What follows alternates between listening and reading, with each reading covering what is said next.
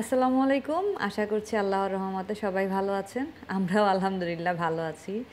আসলে ভালো আছি বললে একটু ভুল হবে। আমার বাসার অবস্থা দেখুন। এটা কিন্তু আমার বেডরুম। তো এই যে আমার বাসায় গত ভ্লগে বলেছিলাম যে আজকে মিস্ত্রিরা কাজ করবে, রং মিস্ত্রি। তো রং মিস্ত্রিরা কাজ শুরু করে দিয়েছে। আমার বাসার এই বিধ্বস্ত অবস্থা।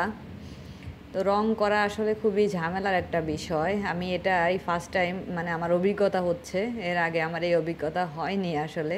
এই প্রথম আমার বাসায় রং হচ্ছে, তো খুবই ঝামেলা।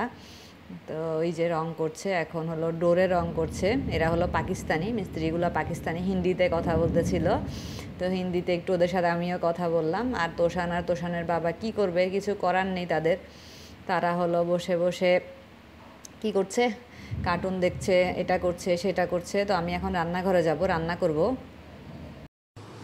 তো মিস্ত্রিরা তো কাজ করছে, আমাকে ঝটপট কিছু রান্না করতে হবে। রাত্রে আবার সবাই মিলে বাইরে একটা প্রোগ্রাম আছে, ওখানে তো যেতে হবে। এই জন্য ভাবলাম তাড়াহুড়ো করে কি রান্না করা যায় চিন্তা করলাম ডিম দিয়ে একটা বিরিয়ানি রান্না করে ফেলি। রেসিপিটাও আপনাদের সাথে শেয়ার করি। তো ডিম 4টা সিদ্ধ করে ছিলে নিয়েছি, আলু, তারপরে পেঁয়াজ একদম ঝুরি ঝুরি করে কেটে নিয়েছি। এখানে আছে দারচিনি, তেজপাতা, এলাচ আর হলো লবঙ্গ।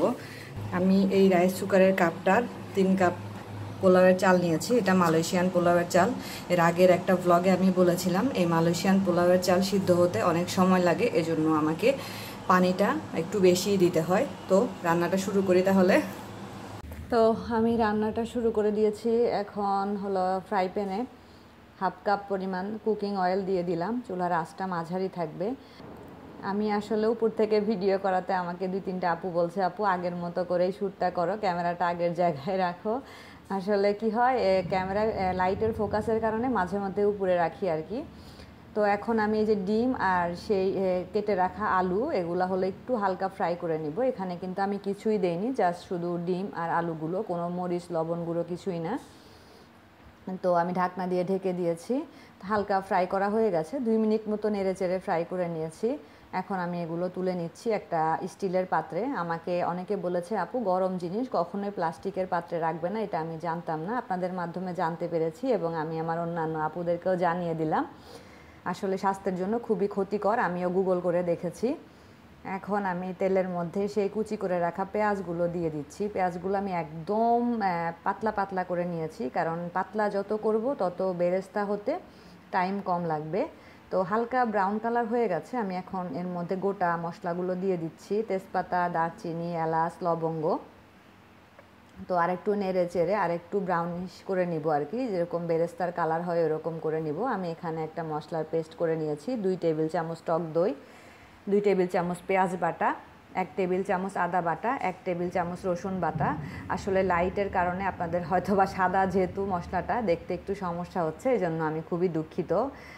আসলে শ্যুট করার সময় অনেক প্রবলেম ফেস করতে হয়, আমরা যারা ব্লগিং করি বা যারা শ্যুট করি তারা এটা বুঝি। তো দিয়ে দিলাম আমি মশলাটা সেই বেরেস্তার মধ্যে। এখন ভালোভাবে নেড়ে চেড়ে এটাকে একদম 2 থেকে 3 মিনিট কষিয়ে নিতে হবে, যাতে র ফ্লেভারটা চলে যায় মশলার। কষানো হয়ে গেছে, দিয়ে দিচ্ছি গুঁড়ো মশলা 2 চামচ, মরিচ গুঁড়ো দিয়ে দিচ্ছি হলো 1 চামচ, ধনে গুঁড়ো। আমি এখানে হলুদ গুঁড়ো দিব না, আমি কোনো বিরিয়ানিতে হলুদ গুঁড়ো দেই না। 1 চামচ জিরা গুঁড়ো। তো আর দিয়ে দিব স্বাদ অনুযায়ী লবণ। লবণটা আপনাদের স্বাদের উপরে ডিপেন্ড করবে, যে যেমন খেতে চান। আর দিয়ে দিচ্ছি 1 টেবিল চামচ পরিমাণ বিরিয়ানির মশলা, প্যাকেটজাত বিরিয়ানির মশলা। এটা ঘরে বানানো থাকে অনেকের বিরিয়ানির মশলা, সেটাও দিতে পারেন। এখন এটা আমি 2 মিনিট মতো একটু নেড়ে চেড়ে কষিয়ে নিব। তেলটা কিন্তু একটু বেশি হবে, দেখেন তেলটা উপরের দিকে উঠে এসেছে।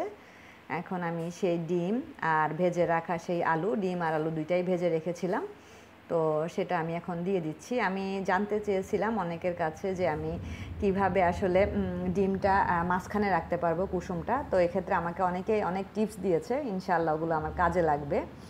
তো 4 মিনিট মতো আমি কষিয়ে নিয়েছি, কোনো পানি অ্যাড করেছিলাম না। এই মশলায় কষানো হয়ে গেছে, চুলার আঁচটা কমানো ছিল। এখন আমি যতটা সম্ভব মশলাগুলো এড়িয়ে ডিম আর হলো আলুটা তুলে রাখলাম একটা পাত্রে। এখন আমি সেই চালগুলো দিয়ে দিচ্ছি, চালগুলো ধুয়ে পানিটা ঝরিয়ে রেখেছিলাম।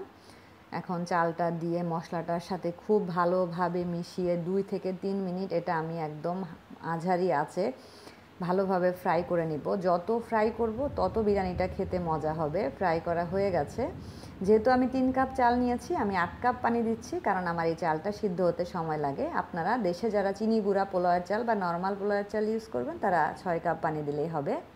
ঢাকনা দিয়ে ঢেকে দিচ্ছি। 70% যখন কুক হয়ে আসবে তখন আমি এর মধ্যে সেই ডিম আর আলুগুলো দিয়ে দিব। এর আগে দিব না। এই যে 70% কুক হয়ে এসেছে চালগুলো, পানিটা অনেকাংশে কমে এসেছে। তো এখন আমি এর মধ্যে দিয়ে দিব হলো সেই ডিম আর আলু। আমি পরে দিচ্ছি, কারণ আগে দিলে কি হয়, আলুগুলো একদম সিদ্ধ হয়ে যাবে আর ডিমগুলো শক্ত রাবার হয়ে যাবে সিদ্ধ হতে হতে। এই কারণে আমি যখন চালগুলো এরকম হয়ে আসবে তখন দিয়ে দিব। 3টা কাঁচামরিচ দিয়ে ঢাকনা দিয়ে ঢেকে দিচ্ছি।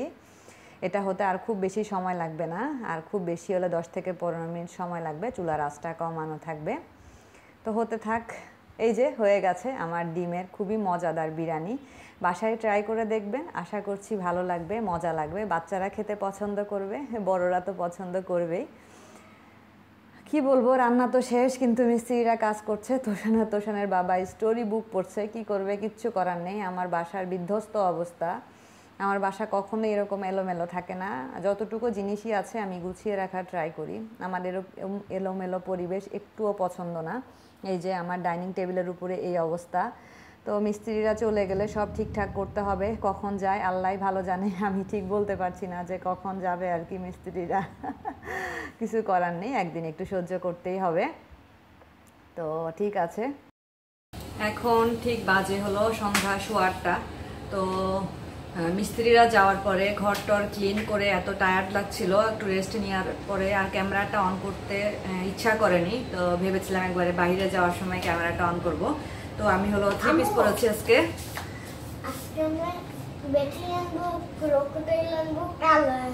আচ্ছা ঠিক আছে, সব আনবো। তো আমি ওই ফুলকারি ওড়নাটা দিয়ে সে যে কুর্তিটা কিনেছিলাম ব্ল্যাক কালারের কুর্তি, ওই কুর্তিটা পরেছি আর কি আজকে।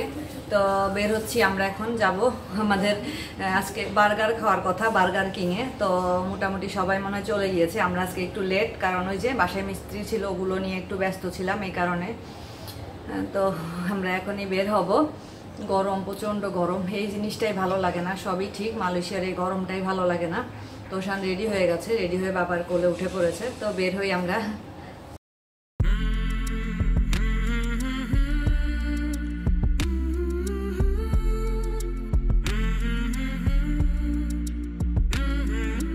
তো চলে এসেছি আমরা বার্গার কিংয়ে। এটা আমাদের বাসা থেকে খুব বেশি একটা দূরে না, কাছেই আমাদের বাসা থেকে। তো আমরা বাইরে বসবো। বাইরে ঠান্ডা একটা বাতাস আছে, ভিতরে বসতে চাচ্ছি না। বাইরে সবাই টেবিলগুলো একসাথে অ্যাডজাস্ট করে বসবো আর কি। মজাই লাগে আসলে, এই টাইমগুলো খুব এনজয় করি। আমাদের ফুড চলে এসেছে, ড্রিঙ্কস, বার্গার, ফ্রেঞ্চ ফ্রাই। বাচ্চারা সব বসে পড়েছে। এই যে তোষান, প্রিন্স, তারপরে হলো এই যে রুফাইদা। ওরা আসলে খুবই এনজয় করে টাইমগুলা। কি করবে, কিছুই করার নেই, একা একা থাকে। সবাই একসাথে হলে খুবই মজা করে। ঠিক সেম কাজটা আমরাও করি। সবাই যখন একসাথে হই, কোথাও যাই, খুবই খুবই মজা হয় আমাদের, আলহামদুলিল্লাহ। এটা আমাদের ফ্যামিলি, আমরা আমাদের নিজেদের ফ্যামিলি বানিয়ে নিয়েছি। আমরা যারা দেশের বাইরে থাকি সবাই এরকম, কারণ আমি অনেক আপুদেরকে দেখেছি তারা বিভিন্ন অকেশনে এরকম প্রোগ্রামের অ্যারেঞ্জ করে। আমার সাথে একটা আপুর পরিচয় আছে, আপু কানাডাতে থাকে। তো আপু আমাকে প্রায় তার ছবিগুলো সেন্ড করে বিভিন্ন প্রোগ্রামে। আমার খুব ভালো লাগে দেখে যে হ্যাঁ, বাংলাদেশি আমরা সবাই যেখানেই যাই না কেন এত আন্তরিক। আমরা যেখানেই যাই সেখানে একটা কমিউনিটি তৈরি করে নেই। এটাই আমাদের মানে আতিথেয়তার মূল, কি বলবো, সেন্টার একটা পয়েন্ট। আমরা বাঙালিরা পারি মানুষকে আপন করে নিতে। তো ঠিক আছে, আমরা খাওয়া দাওয়া করি, আমাদের টাইমটা এনজয় করি। আপনারাও আমাদের সাথে আমাদের টাইমটা এনজয় করুন। আমি বললাম যে আপনাদের সামনে কিন্তু ক্যামেরা আছে, এই জন্য সবাই একটু নড়ে চড়ে বসলো। তো ঠিক আছে, আপনারা এনজয় করুন আমাদের সাথে।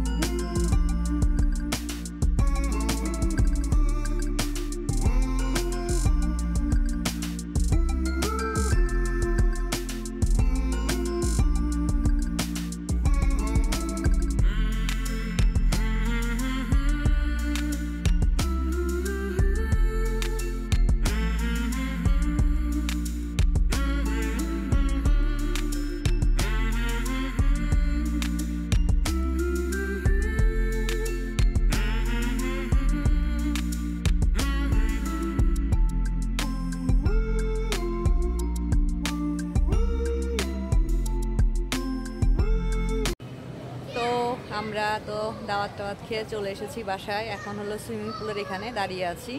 তো পিছনের ভিউটা দেখেন। আর এইবার মনে হয় এই ল্যান্টার্নগুলো খুলবে না। তো এই যে পিছনে সুইমিং পুল, ভাবলাম এখানে দাঁড়িয়ে আপনাদের সাথে কথা বলে আজকের ব্লগটা শেষ করি। মজা হয়েছে অনেক। আসলে আরও একটু আগে গেলে আরও ভালো লাগতো, কিন্তু ওই যে বাসায় কাজ ছিল, কাজটা শেষ করে সব ঠিকঠাক করে টায়ার্ড লাগছিল, একটু রেস্ট নিয়ে তারপরে বাইরে গিয়েছিলাম।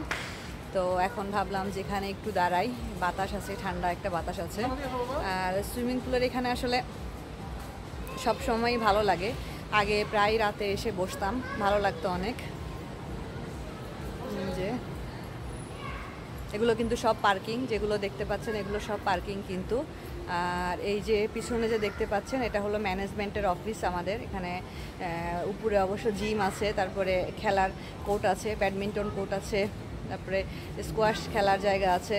তারপরে ওই যে পিছনে এগুলো সব বিল্ডিং। তারপরে এই যে আরেকটা আমাদের এই বিল্ডিংয়ের আরেক সাইডের পার্কিং। তো এই যে তোষান হলো সে সুইমিং পুলের এখানে আসলে তাকে পানি ধরতে হবে। পিছনে নিচে দেখুন কি সুন্দর লাগছে না, সুইমিং পুলের পানির মধ্যে রিফ্লেকশনটা পড়েছে ল্যান্টার্নের, খুব সুন্দর লাগছে দেখতে। এখানে একটু হাঁটতে পারলে ভালো হতো, কিন্তু আসলে টায়ার্ড লাগছে। দিনে তো অনেক কাজ করতে হয়েছে, বুঝে নিত বাসা রং করলে কীরকম সমস্যা হয়। চারদিকে রং টং ছড়িয়ে ছিটিয়েছিল। তাও একটা জিনিস ভালো যে এইখানে যারা কাজ করে মিস্ত্রিরা, তারাই অধিকাংশ পরিষ্কার করে দিয়ে যায়। এই কারণে খুব একটা মানে আমাকে ঝামেলা পোহাতে হয়নি। তারপরেও বাকিগুলো তো আমাকে মানে ঠিকঠাক করতে হয়েছে। তো এখন বাসায় যাব, ফ্রেশ ট্রেশ হব। তো আমার ব্লগ বা আমার ভিডিওগুলো যদি আপনাদের সামান্য ভালো লাগে তাহলে প্লিজ আমার চ্যানেলটি সাবস্ক্রাইব করবেন, পাশে থাকা ছোট্ট বেল আইকনটি ক্লিক করে দিবেন, যাতে করে আমার ভিডিওর নোটিফিকেশন খুব সহজে পৌঁছে যায় আপনাদের কাছে। আজকের মতো এখানেই বিদায় নিচ্ছি। সবাই ভালো থাকুন, সুস্থ থাকুন, আল্লাহ হাফেজ।